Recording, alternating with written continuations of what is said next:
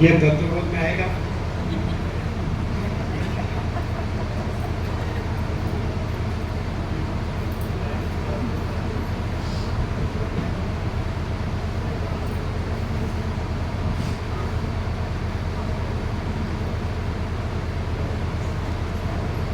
जिसको देते हैं फूल पूरा बड़ा देते हैं, आप नए जो आए उसको देते ही रहना। फूल देना।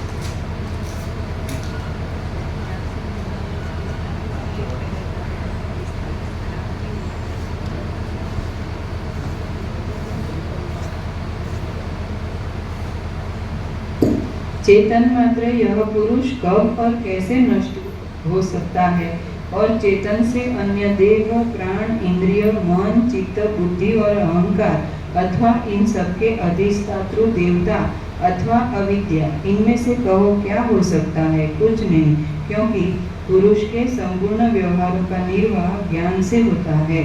वे सब व्यवहार इन जड़ों से नहीं हो सकते, इसलिए चेतन मात्र ही पुरुष है, यह पक्ष सिद्धांत है। चेतन का मरण कब और किसने अनुभव किया है? क्योंकि साक्षी रहित मरण नहीं हो सकता, इसलिए लक्षों शरीर मरते हैं, न कि चेतन मृत्यु को प्राप्त होता है। उनका अनुभव करता चेतन ज्यों का त्यों स्थित है, अर्थात वह तो मरता ही नहीं है, तो वह मरण का अनुभव कैसे करेगा? एको देवः सर्वभूतेषु गूढ़ः, एक ही चेतन सर्व शरीरों में गुप्त है, इत्यादि श्रुतियों से सब देवों में चेतन एक ही है। भेद में कुछ प्रमाण नहीं है, तो उस एक चेतन के मरने से समष्टि चेतन का मरना क्यों न होगा, और उसके मरने से निरूपादन जगत सत्ता का असंभव होने से सर्वभाव में मरण का दोष क्यों नहीं आएगा? यह चेतन जो स्वयं जीवन का अनुभव करता है, वह केवल वासना मात्र की विचित्रता का ही नाम जीवन मरण कल्पित किया गया है। इस प्रकार न कोई मरता है न जन्मता है, और केवल वासना के आवर्त भंवर युक्त गर्तों में यह जीव लुढ़कता फिरता है। इस दृश्य का सर्वथा असंभव होने से चेतन का जन्म और मरण न होना विचार दृष्टि से वासना भी कोई पदार्थ नहीं है, केवल अभिमान के अधिकरण का नाश अवश्य होता है। संसार के भय से वैराग्य आदि साधन सहित अधिकारी जीव गुरु द्वारा श्रवण मनन आदि अभ्यासों से भ्रांति से उत्पन्न हुए इस जगत प्रपंच को यथार्थ में सम्यक दर्शन से अनुत्पन्न नहीं उत्पन्न निश्चय करके देखकर मूल अविद्या से नाश से सर्वथा द्वैत वासना से शून्य विमुक्त हो जाता है। संसार में वही विमुक्त आत्मस्वरूप सत्य वस्तु है और कोई कुछ नहीं। संसार में वही विमुक्त आत्मस्वरूप सत्य वस्तु है और कोई कुछ नहीं। श्रीमद् वाल्मीकि विरचित योग वशिष्ठ महारामायण अंतर्गत देवदूतोक्त मोक्षोपाय में उत्पत्ति प्रकरणांतर्गत हिंदी भाषानुवाद सहित लीलो पाठ्यांगत मरण विचार नामक 54वां सर्ग पूर्ण 55 सर्ग। आदि सृष्टि में जीव की संसार गति की विचित्रता तथा ईश्वर की भी उसके कर्मों के अनुसार गुणों की स्थिति का इस सर्ग में वर्णन किया गया है। प्रबुद्ध लीला जी ने कहा, हे देवी, अनंत अनंत अखंड ही है,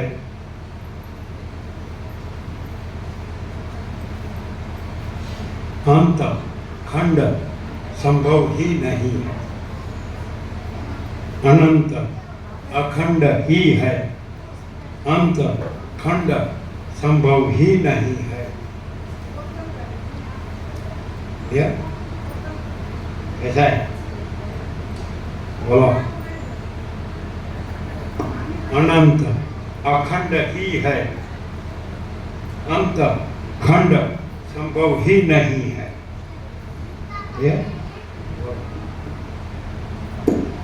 अनंत अखंड ही है, अंत खंड संभव ही नहीं है।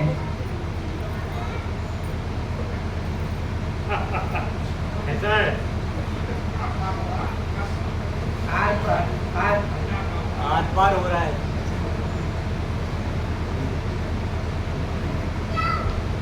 कैसे? अनंत अखंड ही है, अंत खंड संभव ही नहीं है।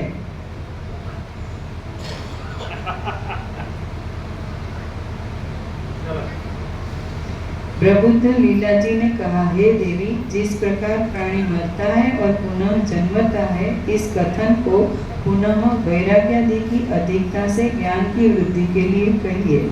श्री देवी जी ने कहा, हे लीले, नाड़ी का प्रवाह नष्ट होने से जिस समय इस प्राणी को शरीर का वायु शांत हो जाता है, उस समय अंतःकरण उपाधि के नष्ट होने से दूसरी चेतना शांत के सदृश हो जाती है। यथार्थ में तो शुद्ध चेतन न कभी उदित और न शांत होता है, वह तो स्थावर जंगम आकाश पर्वत अग्नि और पवन आदि में नित्य एक रस विकार रहित स्थित रहता है, केवल वायु के निरोध श्वास प्रश्वास का रुकने से। अखंड सच्चिदानंद ही है, खंड असत जड़ निरानंद संभव ही नहीं है। अखंड सच्चिदानंद ही है, खंड असत जड़ निरानंद संभव ही नहीं है। ऐसा ऐसा है। एकदम पूर्ण। हाँ बोलो। अखंड सच्चिदानंद ही है, खंड असत जड़ निरानंद संभव ही नहीं है।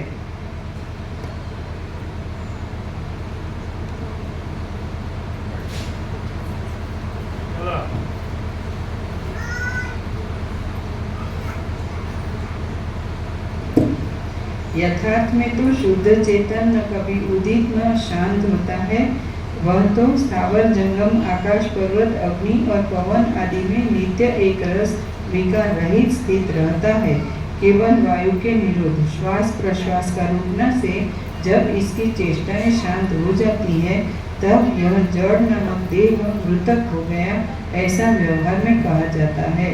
जब वह देह मृतक हो जाता है और प्राणवायु महावायु में मिल जाता है, तब वासना से विनिर्मुक्त आत्मा अपने शुद्ध रूप से स्थित होता है। कदाचित यह कहो कि अपने स्वरूप में स्थित होने से वह तो ब्रह्म ही रहा, जीव नहीं हो सकता, अर्थात जीव ब्रह्म से अलग भिन्न नहीं है, इसलिए वासना के कारण उसको अपने स्थान में ही परलोक जाने आदि का भ्रम होता है। पुनर्जन्म की बीजभूत वासना करके सहित और उपाधि भाव से कल्पित सूक्ष्म अणु उपहित चेतन का नाम जीव है, और वह भी उसी मृतक पुरुष के गृहाकाश में स्थित है। उसके पश्चात व्यवहारी मनुष्य लोक में लोक व्यवहार में उसको प्रेत शब्द से कहते हैं, और चेतन वासना में वैसे ही मिल जाता है जैसे सूक्ष्मतर पुष्प के रथ में वायु सुगंध से मिला हुआ स्थित रहता है। इस पूर्व देहादि दृश्य को त्याग कर दूसरे देहादि में अन्य दर्शन में जब स्थित रहता है, तब स्वप्न के समान नाना प्रकार के आकारों को धारण करता है, अर्थात अस्तित्व में आ जाता है। उसी सूक्ष्म मरण के प्रदेश में पूर्व जन्म के सदृश स्मरण शक्ति सहित हो जाता है, और उसी समय मरण रूपी मूर्छा के समाप्त होने पर दूसरा शरीर देखता है।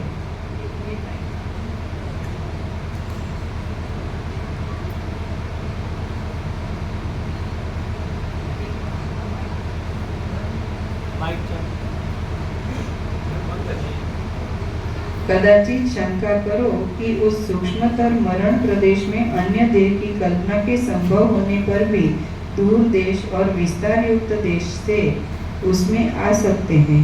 उसे मेघादि की घटा से पुष्ट विशाल रूप आकाश अथवा आकाश और भूतल दो, अथवा आकाश चंद्र और सूर्यादि सहित करोड़ों लक्ष लाख सहित ब्रह्मांड प्रवेश करे, तथापि आत्मा में सबका प्रवेश हो सकता है, क्योंकि आत्मा अनंत है और माया में अघटित घटना करने का सामर्थ्य है।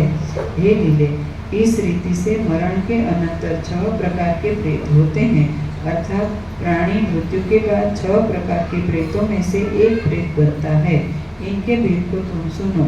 कोई तो सामान्य अल्प पापी, कोई मध्यम पापी और कोई महापापी होते हैं।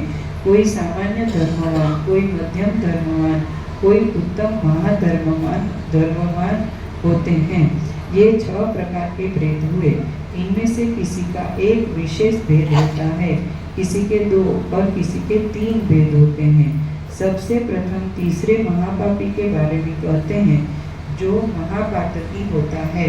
वह मरण की स्मृति मूर्छा को पाषाण के सदृश जड़ हृदय में वर्ष पर्यंत अनुभव करता है। उसके अनंतर मरण रूपी मूर्छा से जगा हुआ कर्म वासना के उदर से उत्पन्न अक्षय नरक के दुखों का चिरकाल तक अनुभव करके सैकड़ों नीच योनियों में बड़े से बड़े दुखों का अनुभव करके कभी स्वप्न के समान भ्रम से युक्त इस संसार में महापातक से शांति को प्राप्त होता है। अथवा वह महापापी मरण रूपी मूर्छा के अनंतर क्षण भर में ही अपने हृदय में स्थित जड़ता के सैकड़ों दुखों से पूर्ण वृक्षादि भाव का अनुभव करते हैं। इसके अनंतर अपनी कर्म वासना के अनुसार नरकों में अनेक दुखों का चिरकाल तक अनुभव करके पुनः पृथ्वी पर निकृष्ट योनियों में उत्पन्न होते हैं। जो मध्यम पापी है, वे पाषाण के गर्भ के सदृश महाजड़ता का कुछ काल तक अनुभव करते हैं। उसके अनंतर वह पापी कुछ काल में अथवा अन्य की दृष्टि में उसी समय उस मूर्छा से जाकर तिर्यक, पशु पक्षी आदि के क्रम से जिसको परब्रह्म दिखता है, उसको दृष्टा दृश्य ब्रह्म नहीं दिखता है। जिसको दृष्टा दृश्य ब्रह्म दिखता है, उसको परब्रह्म नहीं दिखता है। जिसको ऐसा है,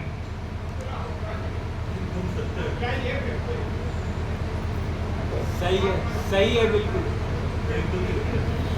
पहले क्या बोले? पूरा हो गया बोले? पूरा हो गया। जिसको परब्रह्म दिखता है, उसको दृष्टा दृश्य ब्रह्म नहीं दिखता है। जिसको दृष्टा दृश्य ब्रह्म दिखता है, उसको परब्रह्म नहीं दिखता है। कैसा है? पूरा हो गया।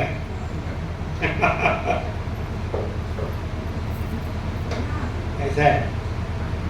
चलो बोलो। जिसको परब्रह्म दिखता है, उसको दृष्टा दृश्य ब्रह्म नहीं दिखता है। जिसको दृष्टा दृश्य ब्रह्म दिखता है, उसको परब्रह्म नहीं दिखता है।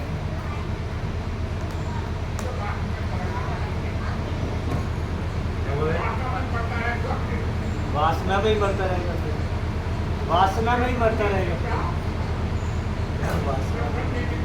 वासना में ही मरता रहेगा।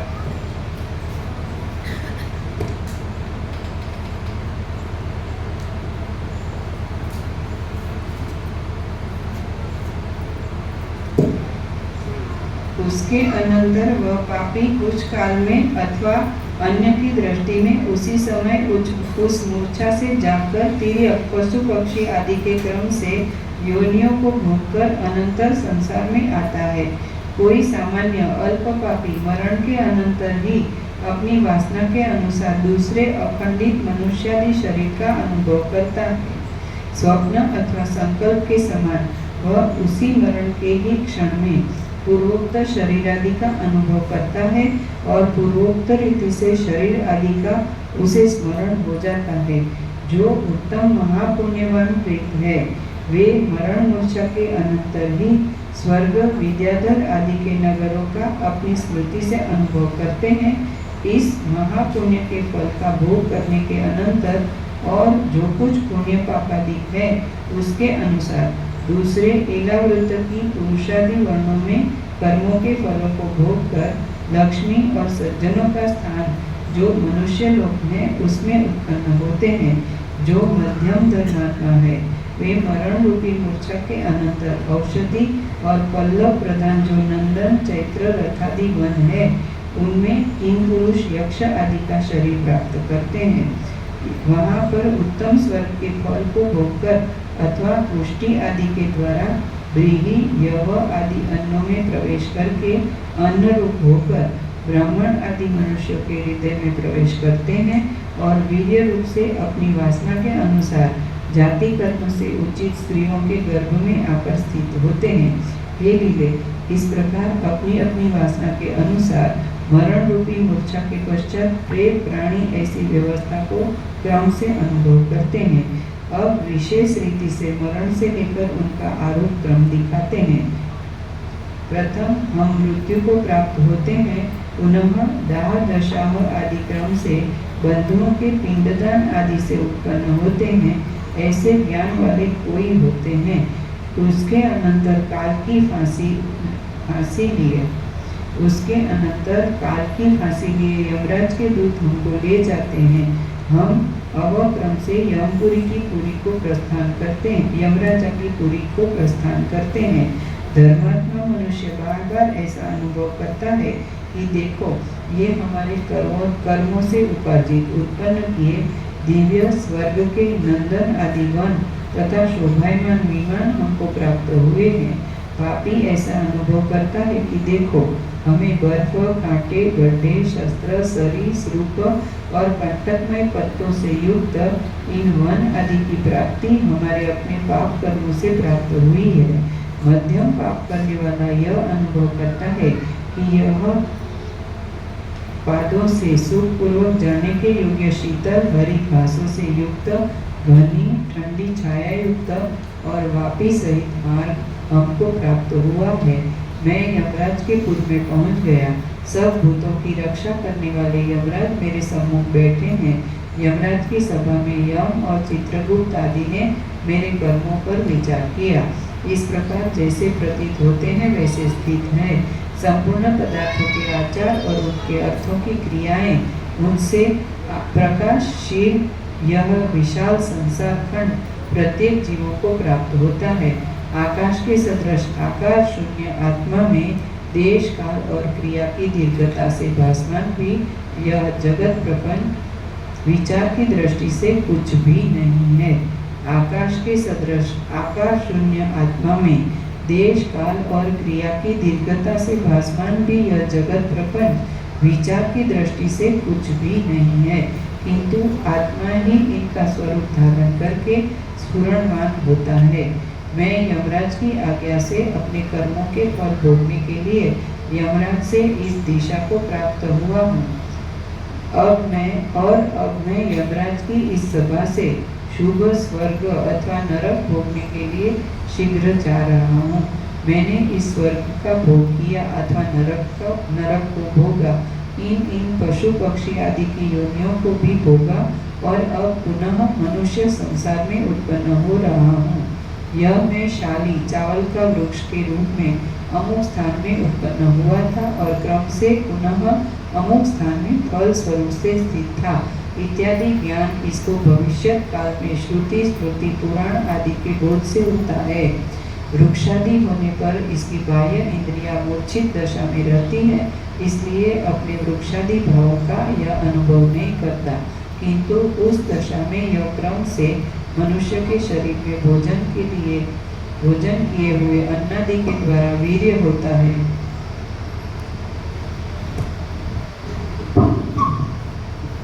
जो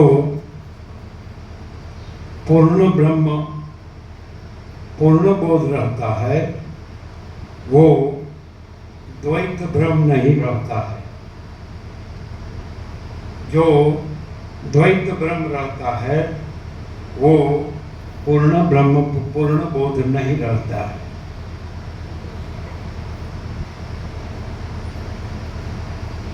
जो पूर्ण ब्रह्म पूर्ण बोध रहता है वो द्वैत भ्रम नहीं रहता है। जो द्वैत भ्रम रहता है वो पूर्ण ब्रह्म पूर्ण बोध नहीं रहता है। कैसा? क्लियर है जी, बिल्कुल क्लियर है। क्लियर है जी? बिल्कुल। जो पूर्ण ब्रह्म पूर्ण बोध रहता है वो द्वैत ब्रह्म नहीं रहता है। जो द्वैत ब्रह्म रहता है वो पूर्ण ब्रह्म पूर्ण बोध नहीं रहता है।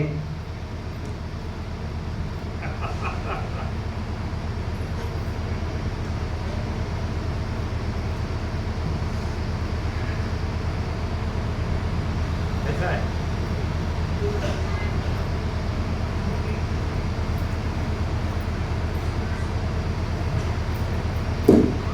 वृक्षादि होने पर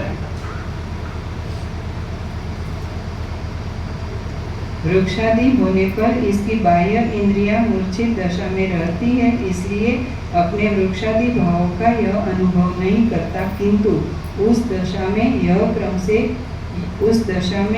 क्रम से मनुष्य के शरीर में भोजन किए हुए अन्नादि के द्वारा वीर्य होता है और वीर्य योनि में गिरने से माता के उदर में गर्भ रूप से स्थित होता है। हे लीले, वह गर्भ संसार में अपने पूर्व जन्म के कर्मों के अनुसार सुख, सौभाग्य, आरोग्य और उत्तम आचरण सहित भव्य अथवा इनसे विरुद्ध अभव्य सुंदर आकृति वाला बालक के रूप में उत्पन्न होता है। उसके अनंतर चंद्रमा के सदृश घटने बढ़ने की शक्ति, कलंक सहित तथा काम चेष्टा से मादक शक्ति की ओर झुके हुए अपने यौवन का अनुभव करता है। उसके पश्चात कमल के ऊपर वज्रपात के समान अपने मूर्ख की झुर्रियां देखकर वृद्धावस्था का अनुभव करता है। उसके अनंतर अनेक व्याधियों तथा पुनः मरण रूपी मूर्छा का अनुभव करता है और अनंतर पुनः स्वप्न के सदृश पिंडदान आदि पूर्वक शरीर के धारण करने का समय हो जाने का अनुभव करता है और पुनः यमलोक में जाता है। ऐसा ही भ्रम के क्रम को अनेक बार नाना प्रकार की योनियों में अनुभव करता है। इस प्रकार भासमान संसार के परिवर्तन से जब तक उसे मोक्ष नहीं मिल जाता, तब तक बार बार यह जीव स्वयं आकाश रूप आत्मा में अनुभव किया करता है। प्रबुद्ध लीला जी ने कहा, हे देवी, आदि सृष्टि परमात्मा में ही यह जगत का भ्रम प्रवृत्त होता है। वह कृपा करके ज्ञान की वृद्धि के लिए पुनः कहिए।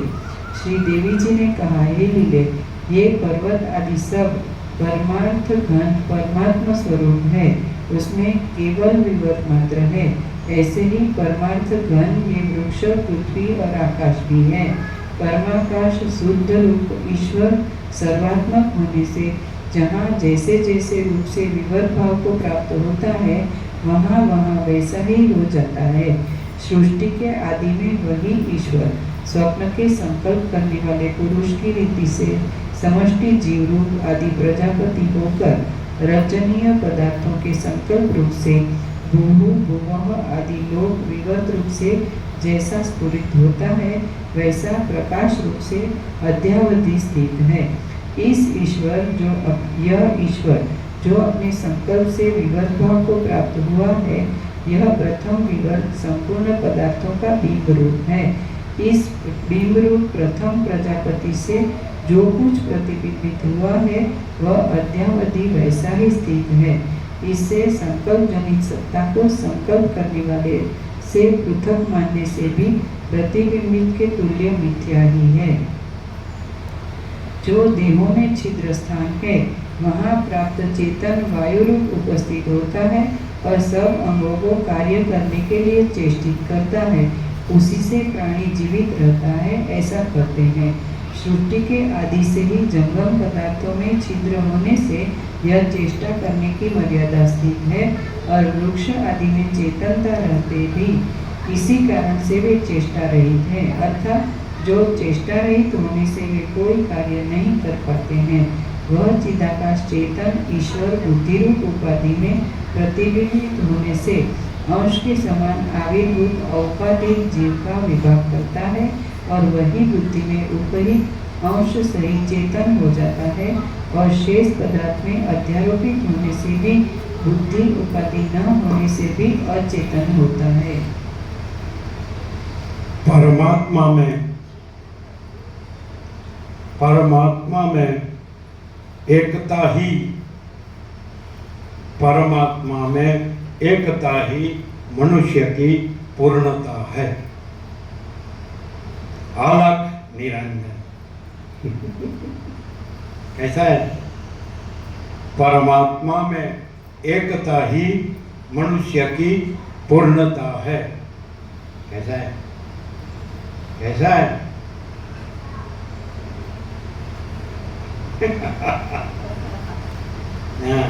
बोलो, कैसा है?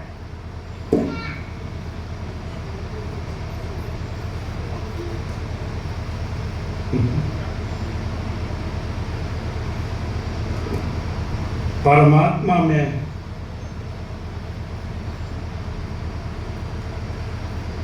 अलगता ही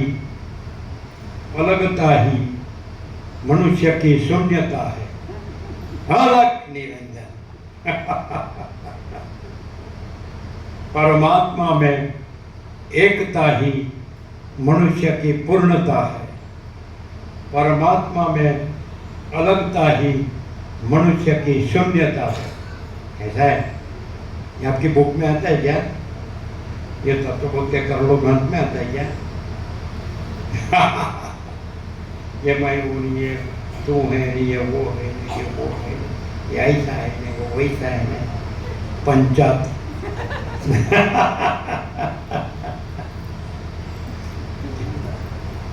बोलो, ऐसा है? परमात्मा में एकता ही मनुष्य की पूर्णता है।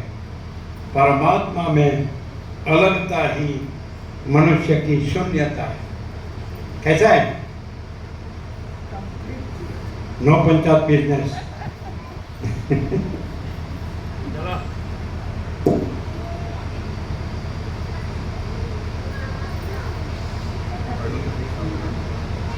परमात्मा में एकता ही मनुष्य की पूर्णता है। परमात्मा में अलगता ही मनुष्य की शून्यता है।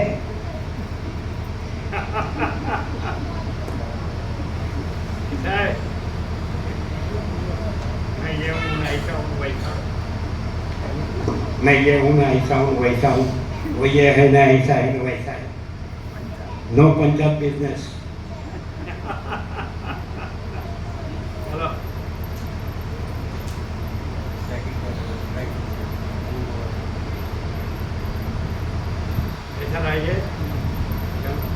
गंगा का ये कैंप कैसा रहा? गंगा का ये कैंप कैसा रहा?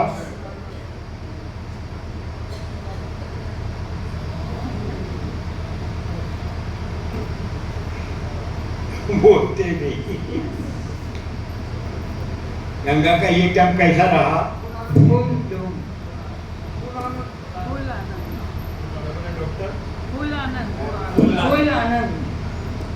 पूर्ण आनंद। पंडित जी बोले।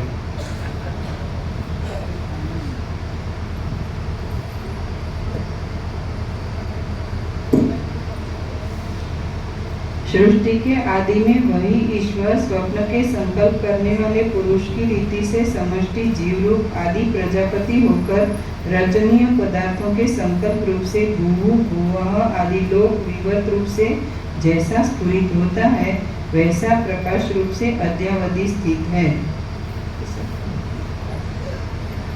इस ईश्वर से यह ईश्वर जो अपने संकल्प से विवर्त भाव को प्राप्त हुआ है, यह प्रथम विवर्त संपूर्ण पदार्थों का बिंब रूप है। इस बिंब रूप प्रथम प्रजापति से जो कुछ प्रतिबिंबित हुआ है वह अद्यावधि वैसा ही स्थित है। इससे संकल्प जनित सत्ता को संकल्प करने वाले से पृथक मानने से भी प्रतिबिंबित के तुल्य मिथ्या ही है। जो देहों में छिद्र स्थान है वहाँ प्राप्त चेतन वायु रूप उपस्थित होता है। ठीक है, वहाँ प्राप्त चेतन वायु रूप उपस्थित होता है और सब अंगों को कार्य करने के लिए चेष्टित करता है। उसी से प्राणी जीवित रहता है, ऐसा कहते हैं। सृष्टि के आदि से ही जंगम पदार्थों में छिद्र होने से यह चेष्टा करने की मर्यादा स्थित है और वृक्ष आदि में चेतनता रहते भी इसी कारण से वे चेष्टा रहित है, अर्थात जो चेष्टा रहित होने से वे कोई कार्य नहीं कर पाते हैं। वह चिदाकाश चेतन ईश्वर बुद्धि रूप उपाधि में प्रतिबिंबित होने से अंश के समान आविर्भूत औपाधिक जीव का विभाग करता है और वही बुद्धि में उपहित अंश सहित चेतन हो जाता है और शेष पदार्थ में अध्यारोपित होने से भी बुद्धि उपाधि न होने से भी अचेतन होता है। वह बुद्धि में उपाधित रूप से प्रविष्ट चिदाकाश बुद्धि के निमित्त से मनुष्य आदि के शरीर रूपी नगर में प्राप्त होकर अपनी उपाधि रूप बुद्धि के नेत्र आदि ज्ञानेन्द्रियों के गोलकादि स्थानों में प्राप्त करता है। चाक्षुष आदि बुद्धि वृत्तियों के द्वारा बाह्य रूप आदि पदार्थों का साक्षात्कार करता है और नेत्र आदि स्वतः चेतन नहीं है, क्योंकि उनका केवल चेतन में अध्यास मात्र है। उनमें बुद्धि रूप शुद्ध उपाधि न होने से चेतनता नहीं होती है, किंतु केवल कार्य करने के अर्थ उनमें बुद्धि के उपहित चेतन के द्वारा ज्ञान शक्ति आ जाती है। रूपादि का विवेक करने वाला तो बुद्धि में उपहित चेतन ही है। यह मर्यादा सृष्टि के क्रम से है, अन्यथा घटादि में भी प्रसन्न हो जाएगा। अन्य पदार्थों की सत्ता केवल उसके संकल्प से होती है, जैसे आकाश उसके संकल्प से आकाश देने वाला शून्य शक्ति सहित है। पृथ्वी सब पदार्थों के धारण शक्ति सहित और जल सब पदार्थों को गीला करने की शक्ति सहित स्थित है। उसी प्रकार जहाँ जिस पदार्थ का अपनी इच्छा से संकल्प करता है, वहाँ वह वैसा ही शरीर धारण कर लेता है।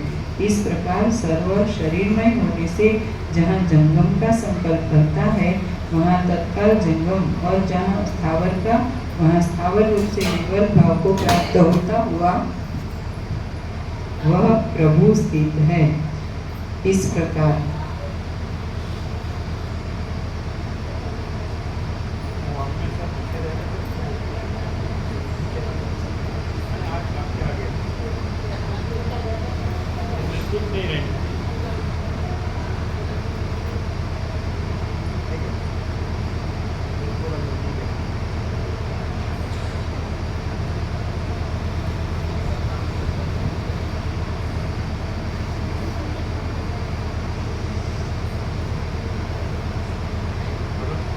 इस प्रकार सर्व शरीरमय होने से जहाँ जंगम का संकल्प करता है, वहाँ तत्काल जंगम, और जहाँ स्थावर का वहाँ स्थावर रूप से विवर भाव को प्राप्त होता हुआ वह प्रभु स्थित है।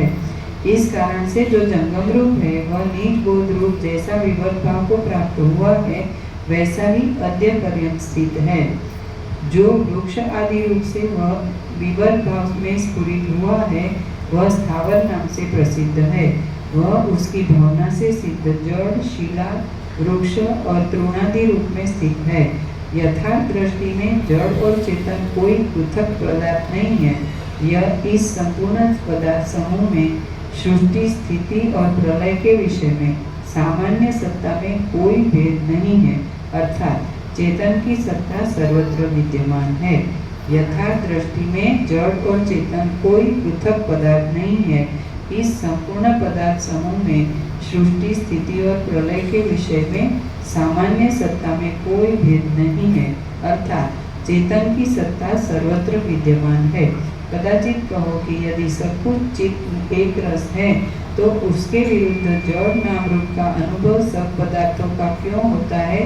सो इस प्रकार है कि वृक्षों का, पर्वतों का अंतस्थ जो प्रत्यक्ष चेतन है, उसमें अध्यस्त जो बुद्धि है, उसी से इन सबके नाम रूप कल्पित है।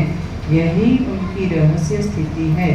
स्थावर आदि पदार्थों का जो प्रत्यक्ष साक्षी चेतन है, उसमें अध्यस्त बुद्धि, उसका उपहित चेतन जो है, वही मैं स्थावर हूँ इत्यादि व्यवस्थित ढंग से स्थित होने पर से जंगमों से अन्य नाम तथा अभिमान के विषयाभूत जो अर्थ है, वे वृक्ष, पर्वत इत्यादि अन्य अन्य शब्द के संकेतों से स्थित है। इन्हीं जंगमों में परमात्मा में कहीं कभी कोई भेद नहीं है।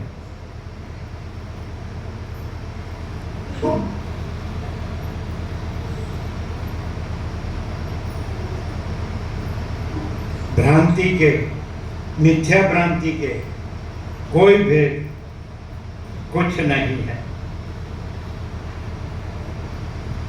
परमात्मा में कहीं कभी कोई भेद नहीं है। मिथ्या भ्रांति के कोई भेद कुछ नहीं है।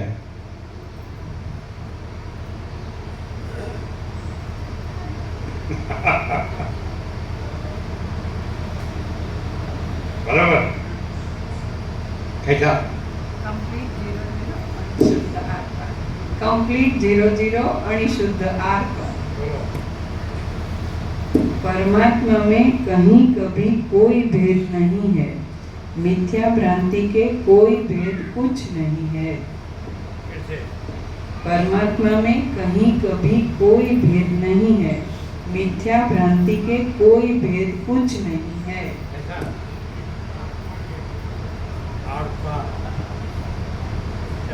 आर पार चलो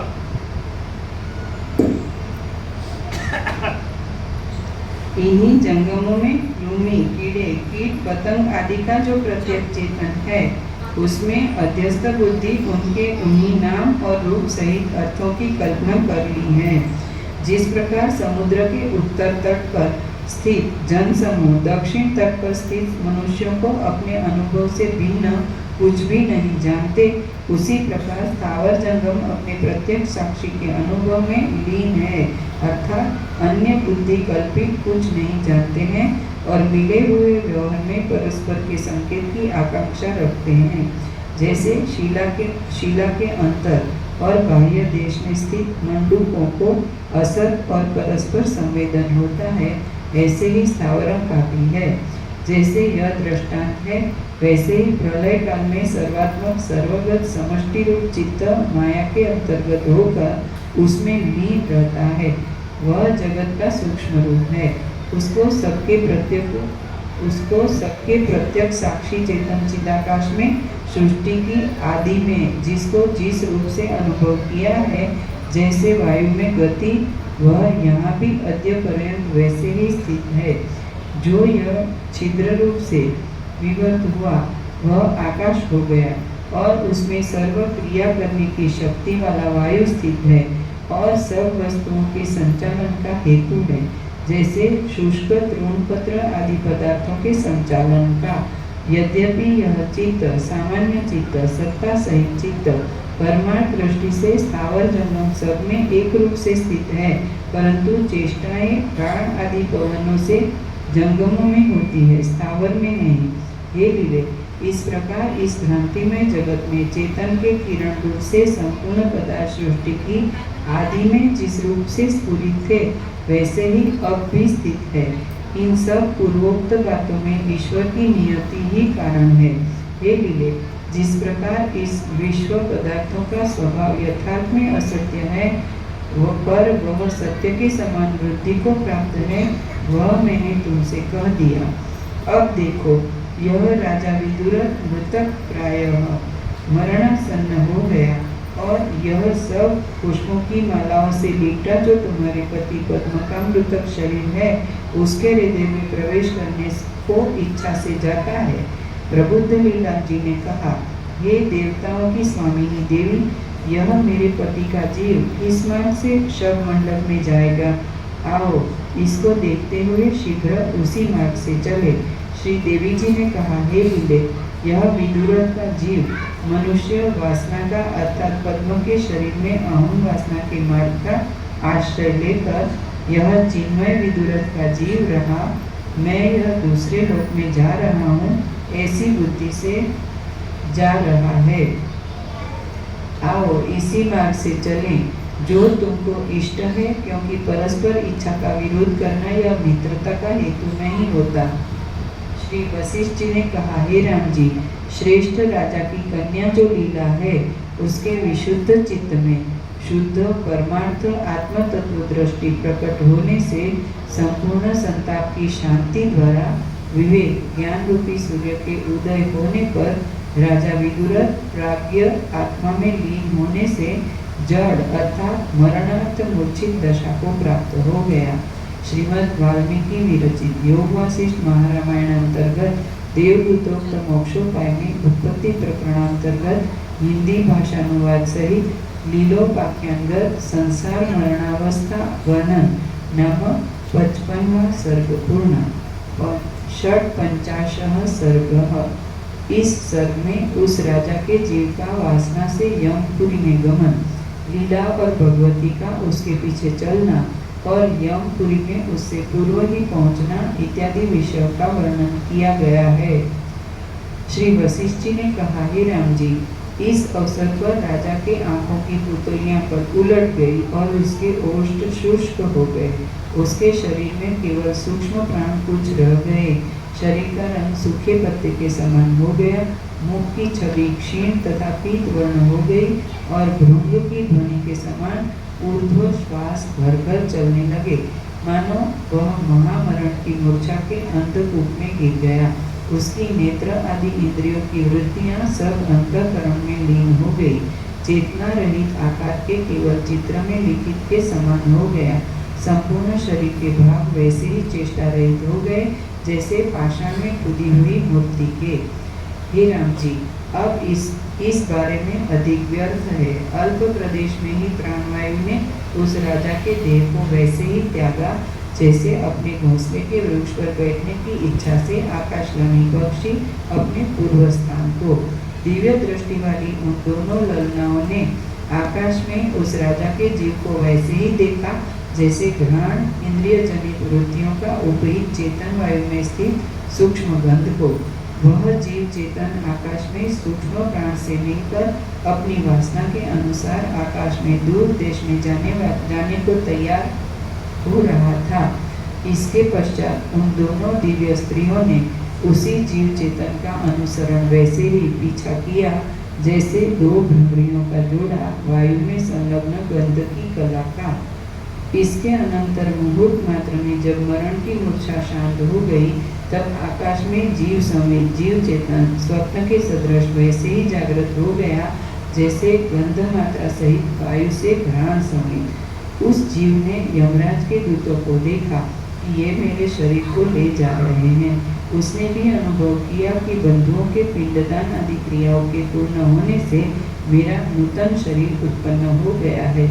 अति दूर संवत्सर में जाकर दक्षिण मार्ग में स्थित अनेक कर्मों के फलों को प्रकट करने वाला और बहुत से प्राणियों से घिरा हुआ जो यमराज का नगर है, वहाँ राजा का जीव पहुँचा। जीव के वहाँ पहुँचने पर यमराज ने इसके कर्मों पर विचार करके कहा कि इसने कोई अशुभ पापमय कर्म नहीं किया है। यमराज ने आज्ञा दी कि यह सदा लोभादि दोषों से रहित शुभ कर्मों को करने वाला है और भगवती सरस्वती के वरदान से यह वृद्धि को प्राप्त हुआ है। मेरे इस कथन के अभिप्राय से हे दूतगण, इस राजा के जीव को छोड़ दो।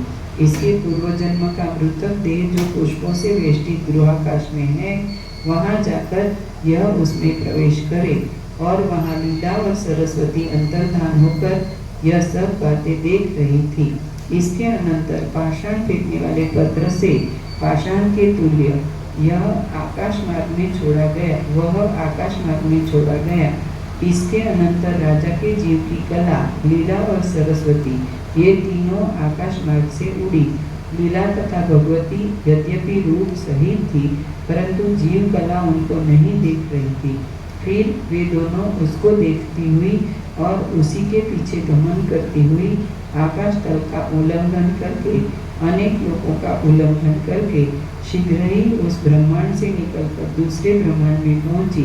वहां से चलकर भूमंडल में पहुंची। वहां संकल्प रूप वे दोनों जीव कला के साथ पद्म राजा के नगर में गई और लीला के अंतपुर में अपनी इच्छा पूर्वक क्षण भर में वैसे ही प्रवेश किया जैसे वायु की कला कमल में, सूर्य की दीप्ति पद्म में और सुगंध वायु में। श्री राम जी ने कहा, हे ब्रह्मन, वह जीव राजा पद्म के मृतक शरीर के निकट कैसे पहुंचा और मृतक शरीर वाले उस जीव को मार्ग का ज्ञान कैसे हुआ?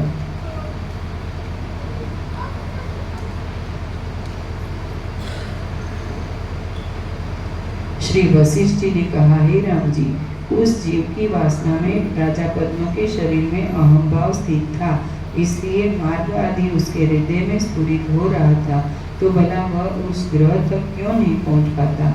हे राम जी, जीव की उपाधि रूप सूक्ष्म अंतःकरण में ये भ्रांतिमय असंख्यात जगत वैसे ही स्थित है जैसे वट के सूक्ष्म बीज में महान वृक्ष, तो भला उसको कौन जीव नहीं देखता।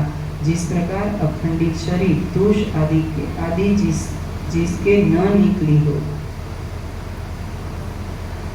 जिस प्रकार अखंडित शरीर दोष आदि जिसकी न निकली हो वाला वट बीज अपने में जल मृत्तिका आदि सब सामग्री उपस्थित होने पर अंकुर का अनुभव करता है, उसी प्रकार अपने स्वभाव से उत्पन्न त्रैलोक्य समूह को चिदाकाश देखता है, अर्थात ज्ञान या अज्ञान इनमें से एक के व्यवधान से संपूर्ण जगत साक्षी भाष्य है, साक्षी चेतन से प्रकाशित होता है।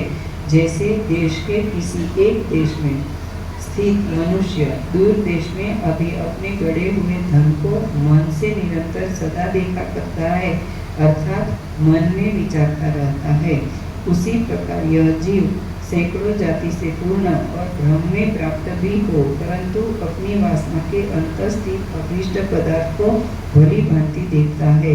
श्री राम जी ने कहा, भगवान, जिसको पिंडदान नहीं दिया जाता वह पिंड की वासना से रहित जीव कैसे शरीर पाता है, क्योंकि प्रथम यह कहा गया था कि विदुरथ ने बंधुओं के पिंडदान से अपने शरीर को उत्पन्न देखा और पिंडदान सबका हो नहीं सकता। श्री वशिष्ठ जी ने कहा, हे राम जी, पिंड दिया जाए या नहीं, परंतु जिसके हृदय में यह वासना दृढ़ है कि मुझे पिंडदान दिया गया, वह मनुष्य पिंडदान के प्रभाव का भागी अवश्य होगा, क्योंकि जैसा चित्त होता है वैसा ही प्राणी होता है, ऐसा विद्वानों का अनुभव है। चाहे प्राणी देह रहित हो या देह सहित हो, या परंतु वह वार्ता कदाचित झूठी नहीं होती। मैं पिंड सहित हूँ, ऐसे ज्ञान से पिंड रहित प्राणी भी सपिंड हो जाता है, और मैं पिंड रहित हूँ ऐसे विश्वास से पिंड सहित प्राणी भी पिंड रहित हो जाता है। हे राम जी, इन सब पदार्थों की सत्यता भावना के अनुसार ही हो है। इन सब पदार्थों की सत्यता भावना के अनुसार ही है, परंतु भावना पदार्थों से और कारणों से होती है, अर्थात शास्त्र को विशेषता यह है कि बंधुओं के पिंडदान देने से मृतक पुरुष को मुझे दान दिया गया, यह भावना अवश्य उदय होती है। इसलिए दृढ़ भावना के अर्थ शास्त्रोक्त कार्य अवश्य करना चाहिए। जिस प्रकार वासना से प्राणी के लिए विष भी अमृत के तुल्य हो जाता है, अर्थात गरुड़ उपासक गरुड़ में अहम भावना करता है तो उस पर विष का प्रभाव नहीं होता। जैसे असत्य कंटकादि से विद्ध मनुष्य को यदि सर्पदंश काटने की भ्रांति होती है तो उस पदार्थ की भावना से मृत्यु पर्यंत की भ्रांति हो जाती है। यही असत्य का सत्य की तरह भाषित होना है। कारण के बिना किसी का कोई भी कार्य नहीं होता, तो जगत कारण जो भावना है वह यथार्थ में कुछ नहीं है। इसलिए सत्य कारण के बिना कोई कार्य समूह मिथ्या है, केवल शुद्ध चिन्मात्र ब्रह्म ही है। हे राम जी, तुम ऐसा निश्चय करो। यदि कदाचित कहो कि कारण के बिना ही जगत कार्य है, वह ठीक नहीं है, क्योंकि स्वयं प्रकाश ब्रह्म के सिवा महाप्रलय से लेकर आज तक कोई कार्य कारण के बिना न कहीं देखा गया है और न ही सुना गया है। इस प्रकार शुद्ध चिन्मात्र ही भ्रांति से वासनादि जगत रूप से चमकता है, और वही चेतन जैसे स्वप्न में पदार्थों को आकार धारण का आकार धारण कर लेता है, वैसे ही स्वयं कार्य कारण भाव होकर स्थित होता है। यह सिद्धांत है। श्री राम जी ने कहा, हे भगवान, मेरे लिए पिंडदान आदि करना धर्म नहीं है। ऐसी वासना से जो प्रेत मरे, उसके लिए यदि उसके पुत्रादि सूरत जनों ने धर्म जानकर अधिक पिंडदान आदि समर्पण किया, तो वह धर्म प्रेत की वासना तो असत्य प्रत्यक्ष ही है। अब इनमें भोक्ता जो प्रेत है उसकी वासना प्रबल है या सूरत की सत्यार्थ विषयनी प्रबल है। यदि प्रेत की वासना प्रबल मान तो कृत पुण्य धर्म की हानि, और यदि सूरत की वासना प्रबल है तो अर्थ की सत्यता हुई, भावना कुछ नहीं। श्री वशिष्ठ जी ने कहा, हे राम जी, शास्त्रोक्त देश कालादि में विधि पूर्वक अनुष्ठान से शास्त्र के अनुसार जो सूरत की वासना है वह शास्त्र के प्रमाण से अधिक से बल वाली है, क्योंकि यथोक्त क्रिया द्रव्यादि की संपत्ति से वह उदय हुई है, और वह भावना जिस फल रूप विषय में प्रकट हुई है उन्हीं दोनों में एक विजयी होता है। धर्मदान पिंड दान आदि करने वाले की जैसी वासना प्रवृत्त होती है कि मैं अमुक का पुत्र अमुक के लिए पिंडादि देता हूँ, तो शास्त्र के प्रमाण केवल से प्रेत के अंतःकरण में सूरत की वासना के क्रम से ऐसी वासना उत्पन्न होती है कि मैं ऐसा धर्मवान हूँ।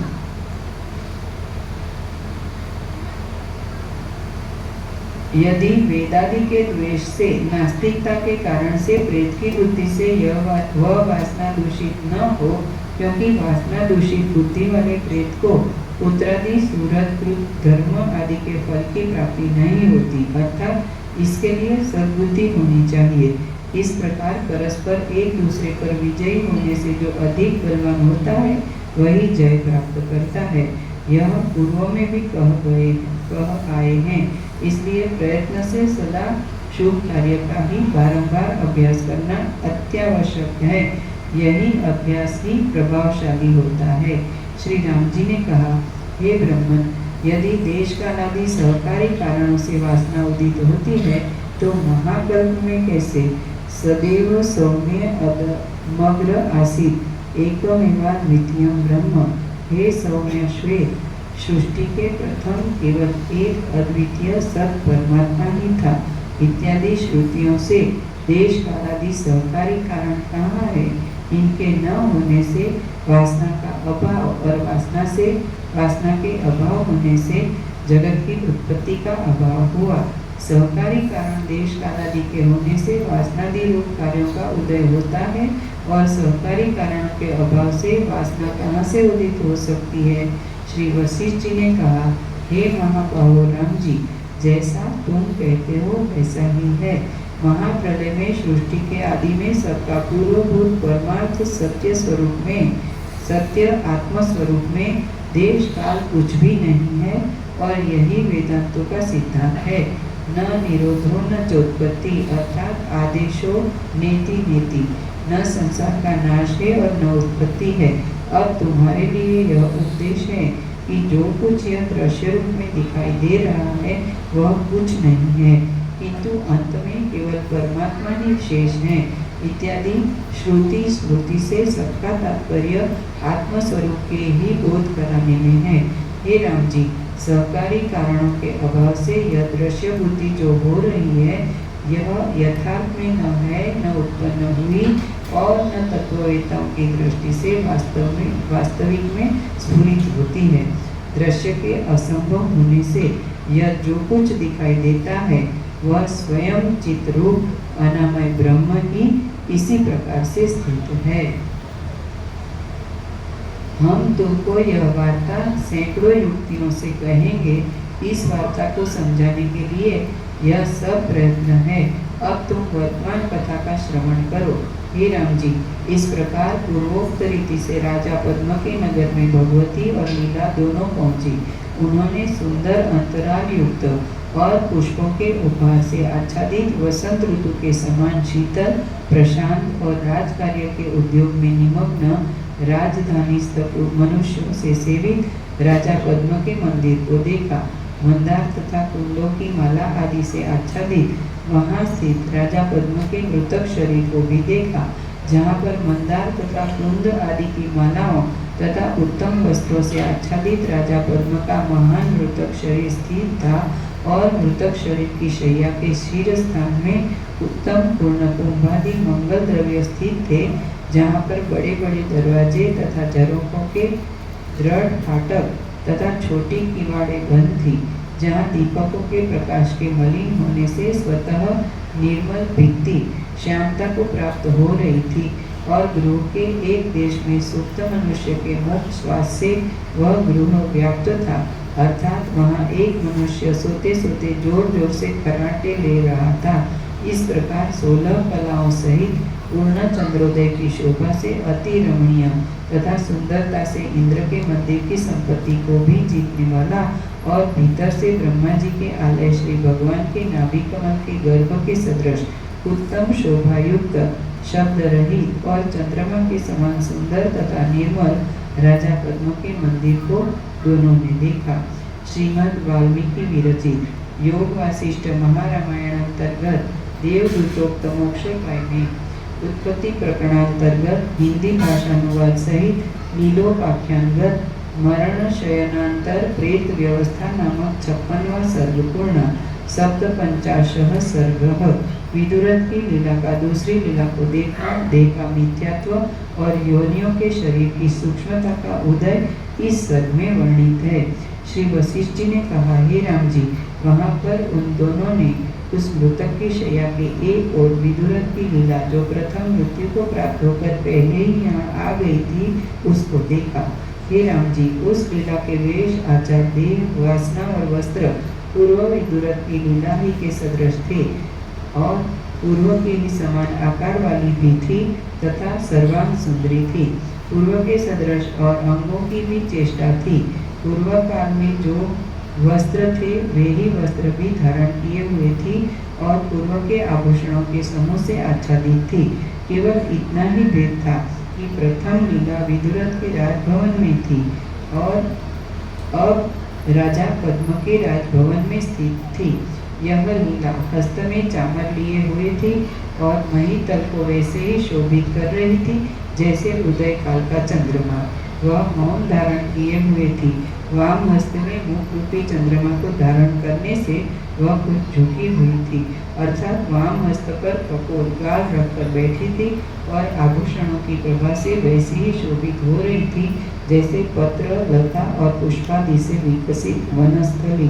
दिशाओं में अपने नेत्र कटाक्षों से मानो मालती तथा कमलों की वृष्टि कर रही थी। अपनी सुंदरता से आकाश में क्षय से खंडित अनेक चंद्रमाओं की मनोरचना कर रही थी। यह लीला राजा पद्म को ऐसे प्राप्त हुई जैसे भगवान को लक्ष्मी जी, और ऐसी शोभित हो रही थी जैसे पुष्पों के समूह से साक्षात वसंत की लक्ष्मी, जिसकी इष्ट से चेष्टित दृष्टि प्राण प्रिय पति के मुख कमल की ओर लग रही थी और जिसका मुख कुछ वैसा ही मलिन हो रहा था जैसे मलिन चंद्रयुक्त रात्रि। प्रबुद्ध लीला और भगवती ने उसको देखा, परंतु उसने उन दोनों को नहीं देखा क्योंकि वे दोनों सत्य संकल्प थी और अभी तक सत्य संकल्प से आविर्भूत नहीं हुई थी। राम जी ने कहा, हे भगवान, आपने प्रथम ही यह वर्णन किया था कि पूर्व लीला, प्रबुद्ध लीला जो भगवती के साथ है, अपने शरीर को वहाँ छोड़कर ध्यान रूप से भगवती के साथ गई थी। लीला के उस देह के विषय में इस समय वर्णन क्यों नहीं किया? हे प्रभु, उसके उस देह क्या हुआ और वह कहाँ गया, यह आप मुझसे यह सब कहें। श्री वशिष्ठ जी ने कहा, हे राम जी, यथार्थ दृष्टि से वह लीला का शरीर कहाँ था और उसकी सत्यता कैसे हो सकती है? वह तो केवल वैसी ही भ्रांति थी जैसे मरुस्थल में जल की बुद्धि। हे राम जी, यह आत्मा ही सब कुछ है, इसमें देहादि की कल्पना कैसे सत्य हो सकती है? जो कुछ तुम देखते हो वह सच्चिदानंद रूप ब्रह्म ही है। जिस प्रकार तत्वज्ञान में लीला परिपक्व होती गई, जिस प्रकार तत्वज्ञान में लीला परिपक्व होती गई, उसी प्रकार पर ब्रह्म में उसका शरीर हिम सदृश गलित होता गया। हे राम जी, काल पाकर इस आतिवाहिक सूक्ष्म शरीर को मैं आदि भौतिक स्थूल शरीर हूँ, यह ब्रह्म वैसे ही हुआ है जैसे रज्जु में सर्प। हे राम जी, न केवल आदि भौतिक शरीर का ही बाध होता है, किंतु सूक्ष्म समष्टि मनोमात्र बुद्धि से तत्व दृष्टि से जो दृश्य मिथ्या रूप से देखा जाता है, उसी को पूर्व काल में भ्रांति से भूमि आदि नाम से स्थापित किया है और वही आदि भौतिक है। इसलिए हे राम जी, वास्तविक रूप से भूमि आदि जो आदि भौतिक पदार्थ है, वे न तो शब्द से और न अर्थ से सत्य रूप है, किंतु शश के श्रृंग के तुल्य, खरगोश के सिंह के तुल्य सर्वथा मिथ्या है। हे राम जी, जिसे स्वप्न में ऐसी बुद्धि होती है कि मैं मृग हूँ, पर जब वह जागृत अवस्था में आ जाता है, उसका मृगत्व नष्ट हो जाता है, तब क्या वह मनुष्य अपने मृगत्व मृगपना को ढूंढता है? जैसे भ्रम से असत्य पदार्थ उदित होता है और बोध होने से वह असत्य होने से शीघ्र लय भी हो जाता है, वैसा ही भ्रम वाले पुरुष को भ्रांतिमय रज्जु का सर्प नष्ट होने से पुनः वैसी भ्रांति उत्पन्न नहीं होती। यह जो समष्टि रूप अग्न मन है, इनमें प्रत्येक की इस स्थूल ब्रह्मांड की भ्रांति भिन्न है और इनमें से किसी मन समूह को बीच कारण के बिना ही यह मिथ्या भ्रांति अति दृढ़ता को प्राप्त हो गई है। हे राम जी, संपूर्ण अग्न प्राणी उत्पत्ति और नाशवान देह में ही आत्मबुद्धि रखने से स्वप्न में प्राप्त सदस्य जगत की सृष्टि को सत्य व चिर काल तक अनुभव करते वैसे ही स्थित रहते हैं, जैसे बालक अपने भ्रमण के समय और कुछ काल पीछे की पृथ्वी आदि के भ्रमण को।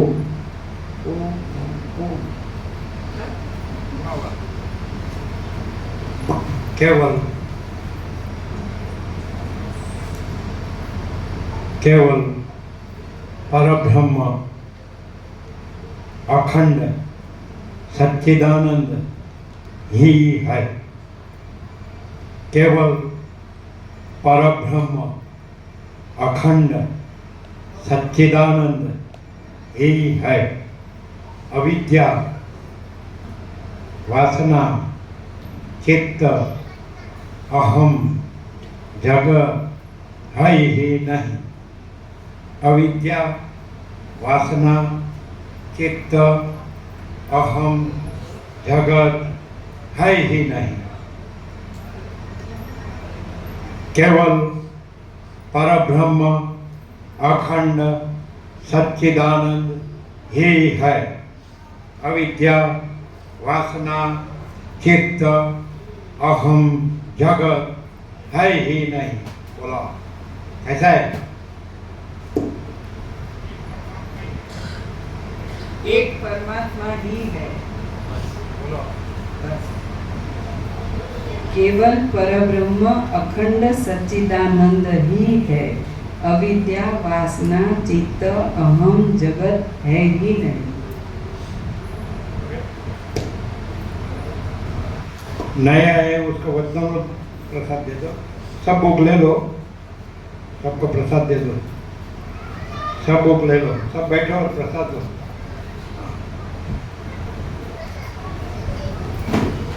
सब बुक ले लो। नया है वो उसको वचनामृत प्रसाद दो।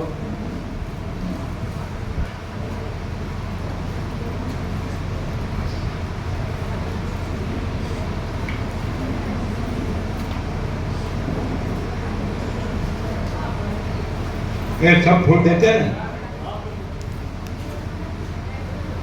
वो बड़ी थैली देते हैं कि नहीं?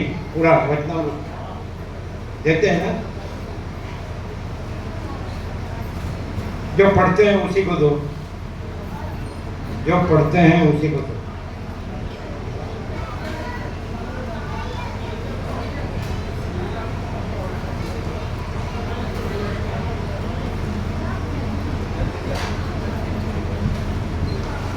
सब बुक ले लो।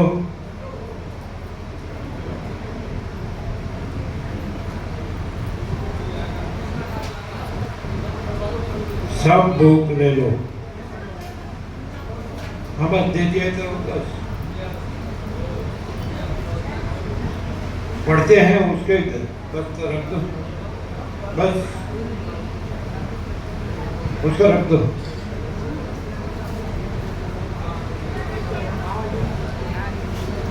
है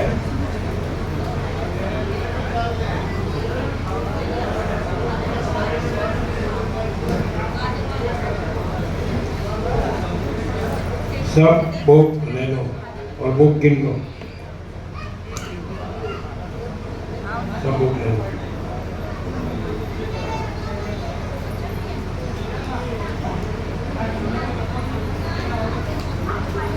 ये नहीं, उधर भी है।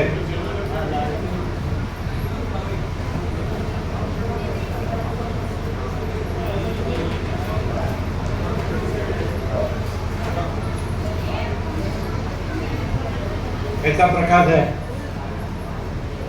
फूल माने